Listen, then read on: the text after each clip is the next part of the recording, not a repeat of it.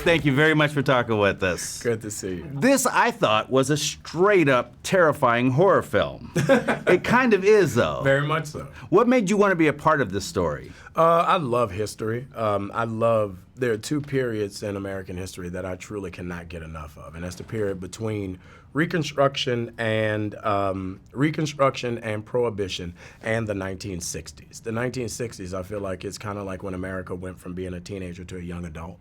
And of all of the horrific things that happened, some of the most amazing art and music and people came out of that decade. I was just talking to some of the other guys. I thought it was very interesting that this is a horrific event, but still life goes on, and this group, the Dramatics, they're getting their hustle on still in the middle of all of that. Right. Well, you know, Detroit was really the precipice of success for black people in America in the 60s. Everybody, my aunts and uncles, everybody moved to Detroit, Chicago, Baltimore with the idea of this dream. All these soldiers coming back from war, just looking for work. Look, the idea of this dream. And that lived in Detroit. And, you know, it's interesting to see that from all of that, these, you know, explosions of race relations kind of happened all over the country. I think you're in a unique position in this film because you know better than anyone else what Kathryn Bigelow brings. What was that experience like working with her again on this? It was great, man. Kathryn has the innate ability of making actors do their best work. And I think it's disarming how nice of a person she is, how open-minded of a person she is, and how free-spirited of a person she is. And it takes all of the aggression offset. You know, when we did Hurt Locker, it wasn't a testosterone-driven set because Kathryn just took all of it away. And this as well, it was a male-dominated cast, but it wasn't a testosterone-driven set at all. She's just great, and she lets us out to play, and she just wrangles us in to get the story she needs. And I think that's a true testament to the level of director she is. Your character in particular I really was affected by because I'm a former Army brat.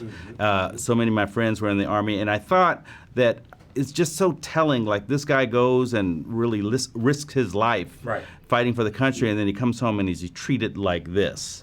What was that like? How did you find him? What did you make of him? Well, he's not hard to find.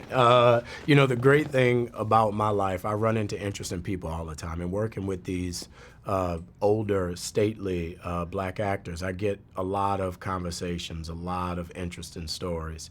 And throughout my life, I've always met people who were in Vietnam, who were coming back from war, growing up in the 50s and 60s, and hearing that story of systemic racism and social injustice and the not feeling appreciated or rewarded when they got home. So it wasn't, you know, there was a certain level of pride and dignity in that, but there was also a very deep hurt and scar in that.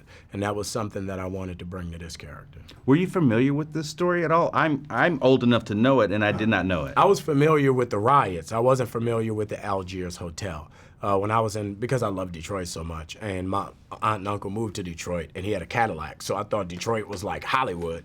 I was very familiar with the history of Detroit, and I did a report in high school about the Detroit riots, but I didn't know about the Algiers Hotel.